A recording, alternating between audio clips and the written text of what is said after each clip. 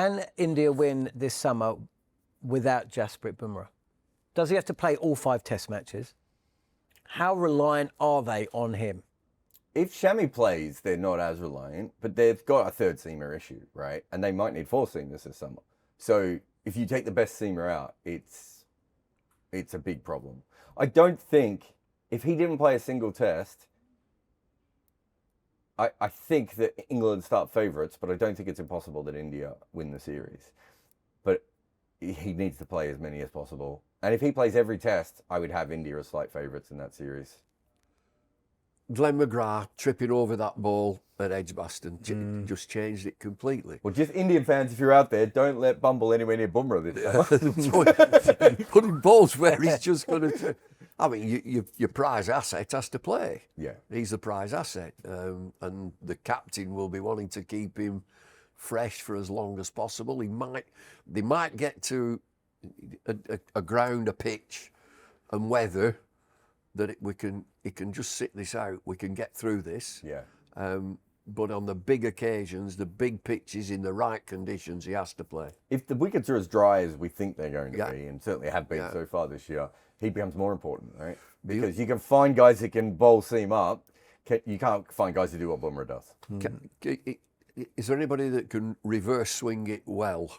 Because it's that dry, that ball will rough up and reverse swing will be a big play. I mean, so again, that's his main skill, isn't it? Plus, even when he's not reverse swinging it, he's always a chance of slipping one through you, right? And we saw remember the Ollie Robinson slow ball at Lords on a flat pitch? He could just do things that Mohammad Shami's a great bowler, but Mohammad Shami's just not as versatile as Jasprit Bumrah. So from England's viewpoint, from a batting lineup, keep him bowling as long as possible. Yeah. You wear him down. Which is kind of what happened in Australia. And that's part of the issue of them going in with a spinner if they can't use the spinner, which is kind of what happened to them a couple of times in Australia, right?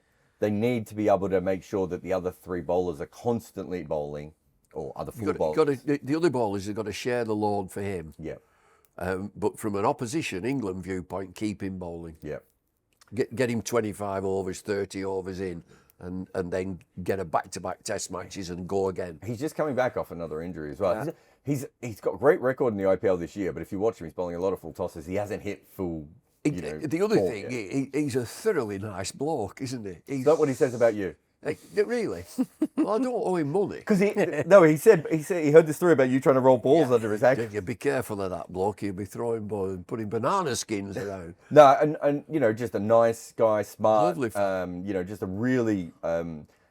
He's just a proper professional, right? Yeah. And I love the way he thinks about the game as well. And probably the most inevitable cricketer in the world at the moment.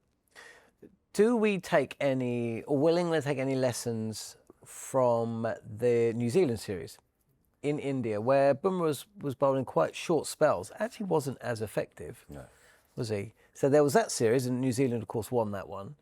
And they then essentially, basically Will Young just tried to see him out, as they all did. They ate up a lot of deliveries, didn't they? There's a lot England don't do see him out. They don't do see it. Let's see him off. Yeah.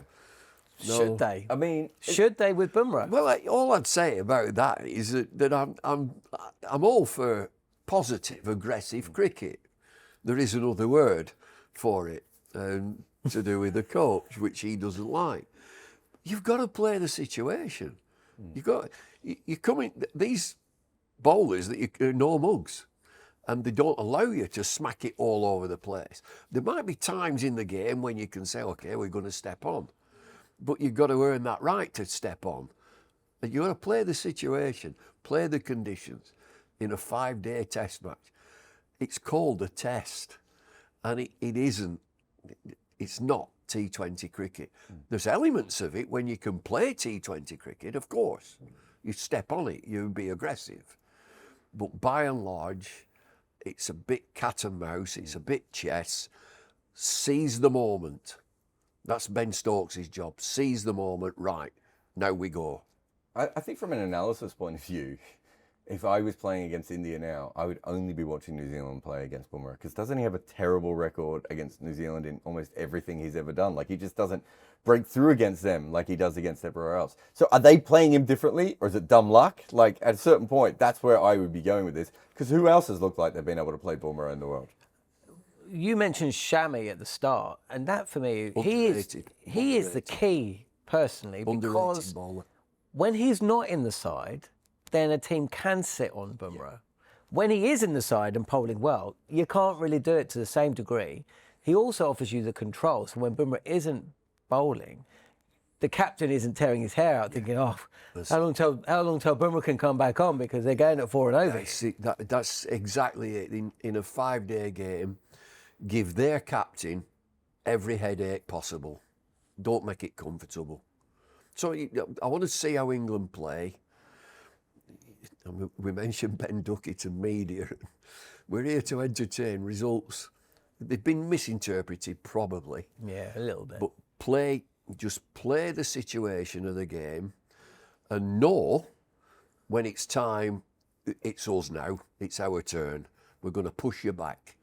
I've just watched 4-day cricket this last weekend, and it's dead simple, really. Fresh pitch, fresh bowler, brand new ball, 3 slips, gully. And eventually you get in, and suddenly it's 1 slip, a saver on that side, a saver over here. You've earned the right to push the field back. So Bumrah, Shami and India will be hoping England just go boom, boom, boom, boom, boom, because they're in the game then. Well, also, like, if you're Bumrah, you don't really mind if someone tries to play you like it's white ball cricket. Absolutely. He's better at white ball than red ball, right? That's what he would. He's pretty good at red ball. They want you to take a risk. Yeah. And you can't. I can't get it from a coaching viewpoint. You earn the right to. That's our time. Now we go. That's our time. But we've earned that time because we've had to. There's a great phrase, 2 words in cricket: dig in. Dig in, and really a test match crowd appreciate that it's tough out there. It's tough out there. I thought it was slog out now. Slog out. No, not a slog out. You push it back. You push the field back, and then you push on, and you 1 here, 2 there, boundary here, and they can't stop you. At what stage did you go from digging in to slogging out in your 200? Well, I never did actually. Between 200 and 219. You were still digging in at the end. It was that wonderful, as I lifted my bat, which is well known now, as I lifted my bat sheepishly and touched my cap on getting 200, and a voice from the members shouted, "How much longer?" Yeah. When do you think Bumrah's going to be most potent? Because we've looked and spoken a few times about his record, which if you break down the 80 overs into blocks of 4, 1 to 20, 21 to 40 and so on, he's actually more effective as the ball gets older, but in English conditions. Weird, isn't it? How do you foresee it playing out in this series? It should be that Shami is the danger bowler for 20 overs and that Bumrah is the danger bowler for 60 Who's overs. the third seamer? Well, the third seam is really interesting because Siraj looks like he's got a bit... Like, they dropped Siraj from the Champions Trophy. Yeah. Yeah, and he looked tired. He looked out of rhythm. He's looked a lot better in the IPL at the moment. Arshdeep is swinging it both ways at the moment. They've got Harshit as well. Prashid Krishna, who they barely played it, against Australia. Arshdeep, the left armour. Yeah. Player left armour. But have you seen Prashid Krishna? No. Quite tall, hits the wicket. Yeah. He could be an interesting one as well. They just need one. If one of those guys step up, it's a tough summer for England, right? If they don't, which has happened quite a bit in the past, then it's all down to the 2 main bowlers. You remember when they played the one-off test at the second part of that series? Yeah. When they came back, I remember Jadeja. England just played Jadeja like it was a one-day game. They didn't take many risks off him, but they just made sure that they score 4.5 runs and over. India can't have that, right? They need that third seamer or the spinner to be going at 2.5, 3 runs and over. They need control. Yeah. I know this might sound like a silly question, but if you were to line up the English bowling attack, including spinner, and the Indian bowling attack, including spinner, in English conditions, which one would you rather have? I can't separate them. And Bumrah is the kingpin.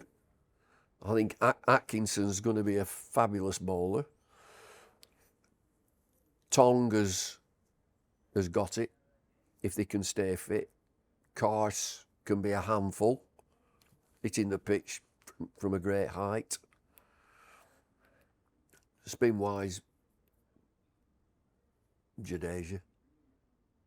I think if India pick 4 frontline bowlers than Jadeja, there's no contest. So when you say 4 frontline bowlers, do you mean no Reddy? Yeah, no Nitesh Reddy. But you two think that he will play? I do think he will play. Yeah. So they probably won't do that. So if that's the case, then I think the bowling attacks are pretty level. And I think if you look at the history of cricket, generally the team with the best bowler in the series is going to do. That's Bumrah. Yeah, and that's going to be Bumrah. It's generally tilts towards it. I know occasionally you might have Hadley or Murali or Fazal, coming through and starring, but generally the best bowler swings it a little bit, and there's a big difference between the best English bowler and the best Indian bowler, and there might be a big difference between the second best Indian bowler and the best English bowler. Who is the best England bowler? I'm not sure. I don't know. I think Atkinson's a fine bowler. But last time we saw Atkinson bowl, he was bowling at 128k an hour dead straight, right? So he has to have, and you would have seen more of him recently. Has he looked like he's got his rhythm back? He did seem like he got his rhythm back in New Zealand, yeah. But since then... No, but since New Zealand, he bowled in matches in India. Yeah. But he's played county championship. Yeah, in white ball cricket. He's played. But that's what I'm saying. So how's he Surrey? Yeah, red ball. How's he going for Surrey? Yeah, he picked up wickets. It was a little expensive If he's in the back, first one. I still have big question marks. I know you love him. I have big question marks over him. I like Cass, but and I like Tongue, and I like Potts, and I like Wokes. Like, I'm not anti any of these bowlers. Wokes is injured. Yeah, but I'm just saying as a general look. But I still don't know who the best bowler is in that attack. I don't know who's throwing the ball. The other thing, in a 5-match series, they're going to be back-to-back matches. Yep. You need a battery of quick bowlers. The batting should take care of itself. And so it's inevitable. There'll be injuries, there'll be fatigue, and you've got to be able to interchange. And I think that England have probably got, if they're all fit, they've got better depth. They'll be looking at that Josh Hull a bit. There'll be somebody left field. There'll be definitely somebody left field. I think if you're looking at the best 9 seamers, I think England probably have a better group.